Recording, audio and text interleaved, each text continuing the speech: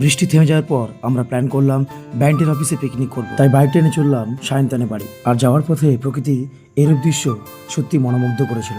বাড়ি পৌঁছাতে দেখলাম সায়ন্তন তৈরি। তারপর দেরি না করে আমরা সবকিছু নিয়ে রওনা দিলাম ব্যান্ডের অফিসে। যাওয়ার পথে অনিমেষের দোকান থেকে আমরা কিছু জিনিস কিনলাম, আর ওখানেই অনিমেষ আমাদেরকে দুটো দই খাওয়ালো। তারপর কিছু সবজি কিনে আমরা পৌঁছে গেলাম ব্যান্ডের অফিসে। সবকিছু রেডি করে ভাত চাপানো হলো, আর এই কষ্টের কাজটা আমি করছিলাম। আর এই কাজটা দেখে সায়ন্ত খুব মজা করছিল, কারণ ও চাইছিল এই কাজটা আমিই করি।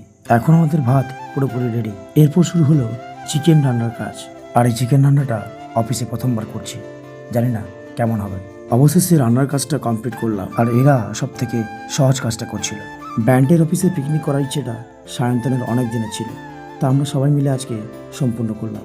ভালো হচ্ছে, সুন্দর হচ্ছে, দারুণ। তারপর সবাই মিলে একটু গান বাজনা করলাম।